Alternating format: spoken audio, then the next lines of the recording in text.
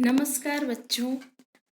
आज हम कक्षा 7 की सामाजिक विज्ञान की पुस्तक में जो हिस्ट्री के पाठ दिए हुए हैं उसके अंतर्गत हम ये 16वां अध्याय पढ़ रहे हैं, जिसमें हिस्ट्री का ये प्रथम पाठ ही है। तो आज हम पढ़ेंगे हर्षकालीन व बाद का भारत। गुप्त साम्राज्य के पतन के बाद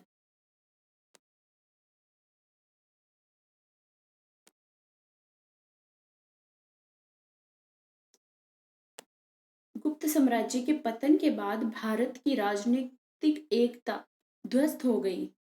यहाँ कई छोटे छोटे राज्य बन गए, यानी कि जो गुप्त साम्राज्य था वो पूरे भारत में राजनीतिक एकता स्थापित किए हुए था, लेकिन उसके बाद जब ये छोटे छोटे राज्य स्वतंत्र रूप से अपनी सत्ता स्थापित करने लगे थे, थानेश्वर में ऐसे ही एक नए राजवंश की स्थापना प्रभाकर वर्धन ने की। थानेश्वर जो कि एक छोटा सा राज्य था, वहां पर उसकी स्थापना प्रभाकर वर्धन ने की थी।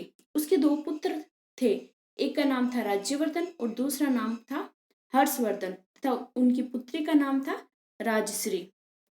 अपने बड़े भाई की मृत्यु के बाद 606 ईस्वी में हर्षवर्धन थानेश्वर का शासक बना। हर्षवर्धन हर्षवर्धन किसका शासक बना? थानेश्वर का। उसने कन्नौज को अपनी राजधानी बनाई। किसको राजधानी बनाई? कन्नौज को। और कई वर्षों तक निरंतर युद्ध करके संपूर्ण उत्तरी भारत पर अपना अधिकार कर लिया था। अब हम पढ़ते हैं हर्ष का प्रभाव क्षेत्र। हर्ष जो कि उत्तर भारत का एक बहुत ही महान सम्राट था, तो उसका कौन कौन सा प्रभाव क्षेत्र है उनके बारे में हम पढ़ने वाले हैं। हर्ष ने राज्य संभालने के साथ ही अपना राज्य एवं अपना प्रभाव क्षेत्र बढ़ाने के लिए कई सैनिक अभियान चलाए। हर्ष एक वीर योद्धा और विजेता था, और उसके प्रमुख अभियानों में जैसे बंगाल का अभियान था, पंजाब का, और चालुक्य और वल्लभी से हुए युद्ध शामिल है।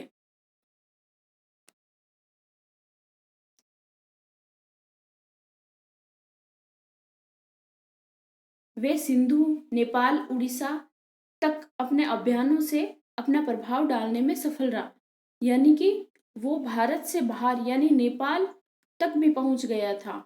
यानी हर्ष जो कि बहुत ही वीर सम्राट था। अब पढ़ने वाले हैं हम हर्ष की धार्मिक नीति और कन्नौज का धर्म सम्मेलन। हर्ष प्रारंभ में सूर्य और शिव का उपासक था और बाद में वो बौद्ध बन गया था, किंतु सभी धर्मों के प्रति उनकी नीति उदार थी। उसके राज्य में शैव, वैष्णव, जैन, बौद्ध धर्म स्वतंत्रता पूर्वक प्रचलित थे। उसने राज्य के उच्च पदों पर गैर बौद्धों को नियुक्त किया था।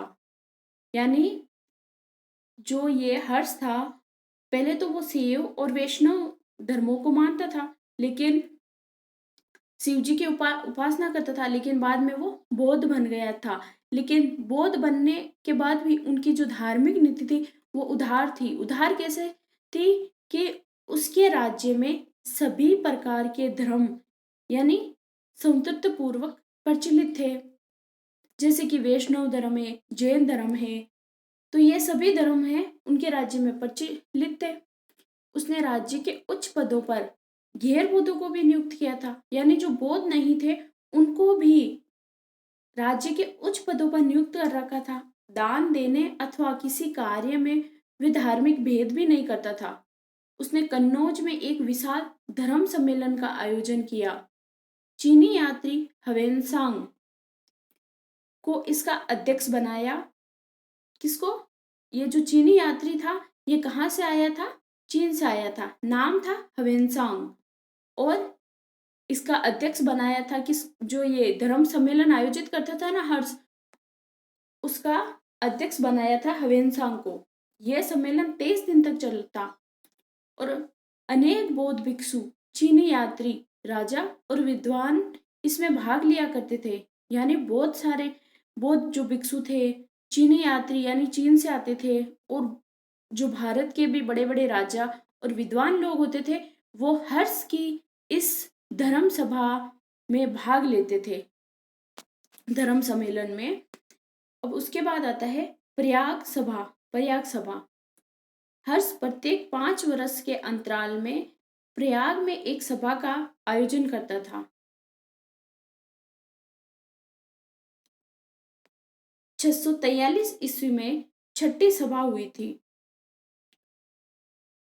हर्ष अपने 5 वर्ष की एकत्रित संपत्ति को बांट देता था, यहाँ तक कि वे स्वयं के धारण किए हुए वस्त्र तक दान में दे देता था। हर्ष इतना दानशील व्यक्ति था कि खुद के उनके जो पहनने के वस्त्र होते थे वो भी वो दान में दे देता था, और स्वयं के पहनने के लिए बहन से मांग कर वे बदन ढकता था। और जो ये उसकी जो ये प्रयाग सभा है ना, उसको मोक्ष परिषद भी कहा जाता है। इसके बाद हर्षकालीन सिक्के और मुहूरे। हर्षकालीन सोने के सिक्के मिले हैं, उन पर मुद्रा लेख हर्ष देव है और उस पर एक घुड़सवार का चित्र है। यानी कि हर्षकालीन जो सिक्के मिले हैं उन पर मुद्रा लेख किसका है? हर्षदेव का है, और एक घुड़सवार का भी चित्र मिला है। अभिलेखों तथा बाण भट्ट के हर्ष चरित्र में हर्ष को हर्षदेव कहा गया है। किसमें कहा गया है? जो ये बाण भट्ट है ना, कवि था, उन्होंने हर्ष चरित्र लिखा और उसमें हर्ष को क्या कहा गया है? हर्षदेव कहा गया है। हर्ष के अन्य मुहरे भी प्राप्त हुई है। सोनीपत मुहर के शीर्षक पर बेल की आकृति है। नालंदा मुहर में एक अभिलेख है जिसमें हर्ष को महाराजा धीराज कहा गया है। उसके बाद हम पढ़ने वाले हैं कि हर्ष ने जो लेखकों तथा विद्वानों को जो आर्य प्रदान किया था उसके बारे में हम पढ़ने वाले हैं। लेखक अथवा विद्वानों का आर्य दाता। हर्ष केवल विजेता और प्रशासक ही नहीं था, यानी सम्राट ही नहीं था, वो राजा ही नहीं था, बल्कि एक विद्वान भी था। हर्ष की काव्यात्मक कुशलता, मौलिकता और विस्तृत ज्ञान को बाण भट्ट ने स्वीकार किया था। हर्ष को रत्नावली, प्रियदर्शिका और नागानंद की रचना का श्रेय भी दिया जाता है। यानी कि हर्ष ने कौन कौन सी रचनाएं, एक तो है हर्ष की रत्नावली, और दूसरी है प्रियदर्शिका, और तीसरी है नागानंद। ये किसके द्वारा रचित है? हर्ष के द्वारा। जयदेव ने अपनी कृति, जयदेव की कौन सी कृति है? गीत गोविंदनम में कहा है कि कालिदास और भास की भांति हर्ष भी एक महाकवि था। यानी हर्ष भी क्या था? एक महाकवि था। किसकी भांति? कालिदास और भास, ये बहुत बड़े बड़े महाकवि हुए हैं, कालिदास और भास। हर्ष के दरबार में कई विद्वान भी थे, बाण भट्ट उनमें प्रमुख था। बाण भट्ट किसका विद्वान था? हर्ष का। और उसने हर्ष चरित्र और कादंबरी की रचना की। हर्ष चरित्र और कादंबरी की रचना किसने की? बाण भट्ट ने। विद्वान हरिदत्त को भी हर्ष ने संरक्षण प्रदान किया था। अब हम पढ़ने वाले हैं हर्ष का जो प्रशासन है, यानी जैसे कि आज हमारा प्रशासन, जैसे कि प्रधानमंत्री है भारत में, केंद्र सरकार में, उसके बाद राज्य सरकार में जैसे मुख्यमंत्री है, उसके बाद विधायक है, और जैसे ग्रामीण स्तर पर सरपंच है, पंचायत समितियां हैं, ऐसे जो प्रशासन था उस टाइम, तो उस टाइम हम हर्ष के प्रशासन के बारे में पढ़ने वाले हैं। सम्राट हर्ष स्वयं प्रशासन की धुरी था। कौन? सम्राट हर्ष। उसका विचार था कि प्रशासकीय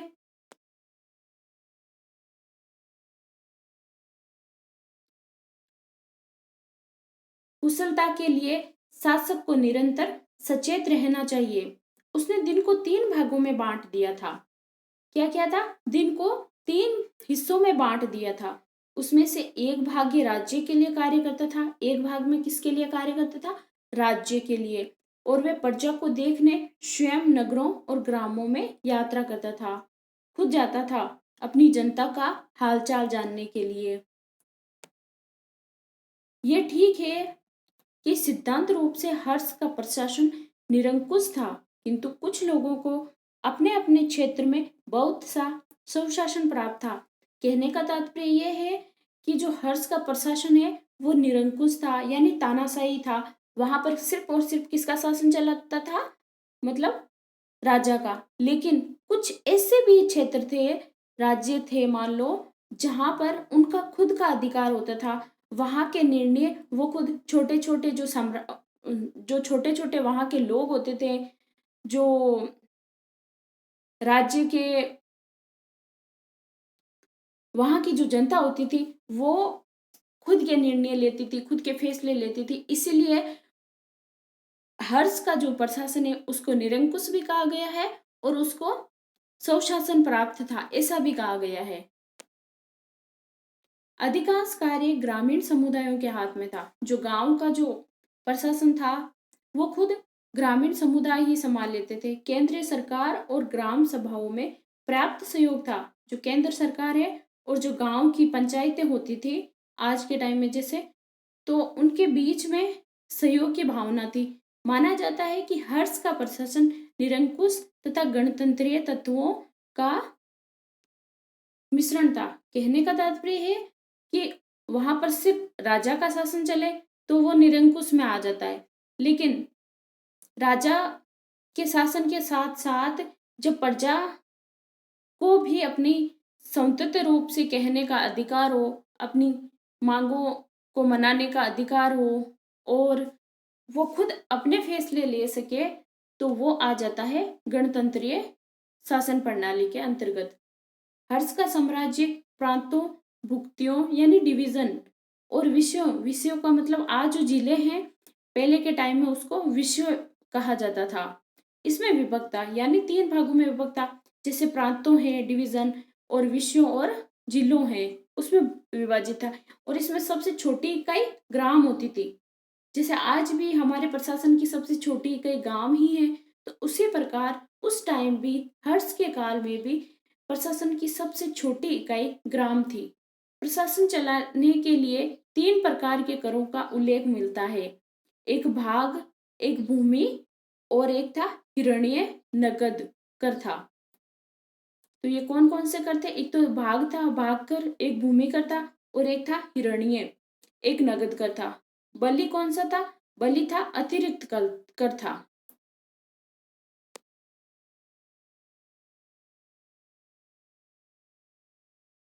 उसके बाद आता है हर्ष के समय दंड विद्वान ज्यादा कठोर नहीं थे, यानी जब राजा किसी को दंड देता है तो इतने कठोर नहीं थे। दंड शारीरिक नहीं दिए जाते थे। अभियुक्त से अपराध स्वीकार कराने के लिए उसे यंत्रणा नहीं दी जाती थी। परीक्षण द्वारा अपराध की जांच करने का ढंग भी प्रचलित थे, यानी कि जो उनका दंड प्रणाली थी वो इतनी कठोर नहीं थी जैसा कि मौर्य काल में है। मौर्य काल में जो उनकी दंड प्रणाली थी वो बहुत ही कठिन थी, यानी अगर कोई पाप कर देता था, चोरी कर देता था, तो उनके हाथ काट दिए जाते थे। मतलब बहुत ही जो कठोर प्रणाली थी वो तो मौर्य वंश में थी, लेकिन जो हर्ष के काल में जो दंड विधान था वो इतना बुरा नहीं था। इसके बाद हम हर्ष का मूल्यांकन पढ़ते हैं। हर्ष एक महान विजेता था। इसका प्रमाण उस विशाल क्षेत्र से मिलता है जिसे उसने अपने अधिकार में लिया। वह स्वयं विद्वान था और विद्वानों को संरक्षण भी देता था। हर्ष आदर्श शासक था। वह बहुत परिश्रमी था और सत्कार्यों में नींद और भोजन भूल जाता था।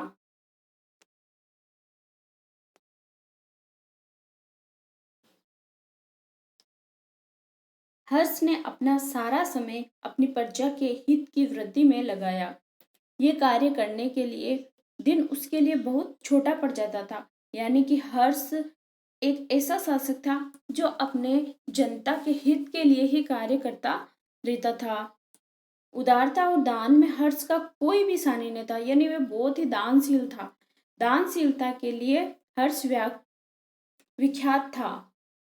हर्ष ने नालंदा विश्वविद्यालय के लिए 100 से अधिक गांव दान में दिए थे। जो ये नालंदा विश्वविद्यालय है, इसके लिए उसने 100 से अधिक गांवों को दान में दे दिया था।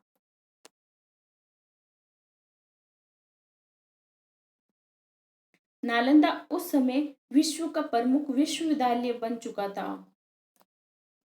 अब हम पढ़ने वाले हैं नालंदा विश्वविद्यालय, जिसके लिए हर्ष ने 100 गांवों को दान में दे दिया था। उत्तरकालीन गुप्त सम्राटों में से एक ने 5वीं सदी में इसकी स्थापना की। भारत तथा सुदूर पार के भारतीय उपनिवेशों के धनी व्यक्तियों ने इसके लिए धन की व्यवस्था की। यानी जो सम्राट होते थे और जो धनी व्यक्ति होते थे, उन्होंने नालंदा विश्वविद्यालय के लिए धन की व्यवस्था की थी। कालांतर में ये अंतर्राष्ट्रीय ज्ञान का मंदिर बन गया। यानी यहाँ पर सिर्फ भारत के विद्यार्थी भी नहीं अध्ययन करते थे, बल्कि भारत के बाहर से भी लोग आकर इस नालंदा विश्वविद्यालय में अध्ययन करते थे। नालंदा विश्वविद्यालय में कम से कम 8 कॉलेज थे। ये कोई छोटा मोटा विद्यालय नहीं था, इसके अंदर 8 कॉलेज बने हुए थे।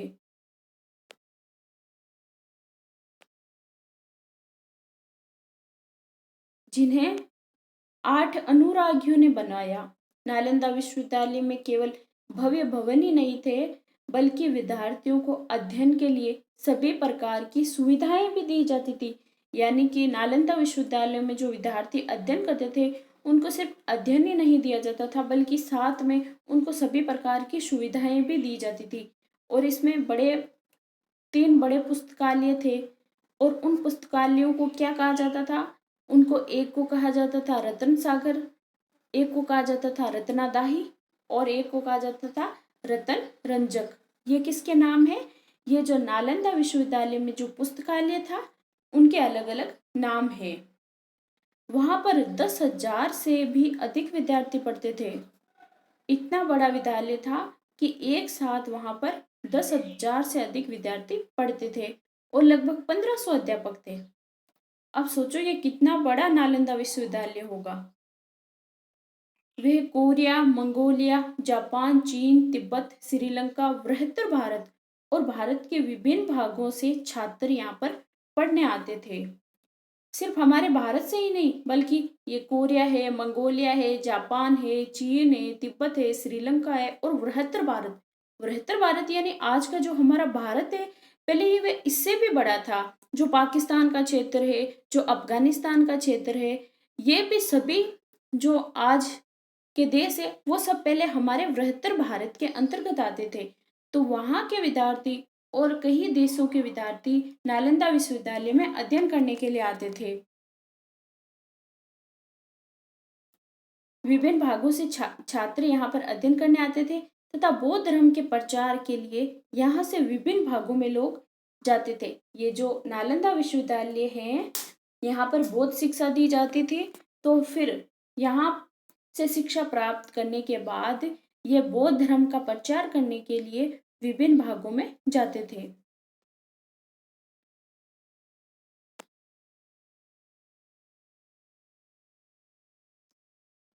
नालंदा विश्वविद्यालय में अध्ययन के प्रमुख विषय जैसे वेद है, तर्क विद्या है, व्याकरण है, चिकित्सा है, विज्ञान है, गणित है, ज्योतिष, दर्शन, सांख्य, योग, न्याय और बौद्ध धर्म की विभिन्न शाखाओं को पढ़ाया जाता था। नालंदा विश्वविद्यालय के अंतर्गत इतने विषयों का ज्ञान दिया जाता था, जैसे कि तर्क विद्या, व्याकरण, चिकित्सा, विज्ञान, गणित, ज्योतिष, दर्शन, सांख्य, योग, न्याय, बौद्ध धर्म की विभिन्न शिक्षाओं को पढ़ाया जाता था। और हर्षवर्धन ने इस विश्वविद्यालय को आरसी दिया था। भारत के अन्य प्राचीन विश्वविद्यालयों के बारे में जानकारी प्राप्त करें।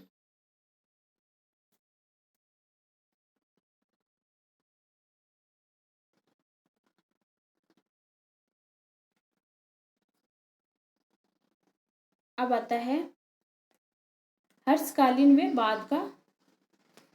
उसके बाद हम पढ़ने वाले हैं, अब जैसे सम्राट हर्ष की मृत्यु हो गई, सम्राट हर्ष की मृत्यु के बाद उन्हें कई छोटे छोटे राज्य स्थापित हो गए थे। पहले हर्ष ने उन्हें एक सूत्र में बांधने का प्रयास किया, लेकिन जब उनकी मृत्यु हो गई तो वापस वो राज्य स्वतंत्र स्थापित हो गए थे।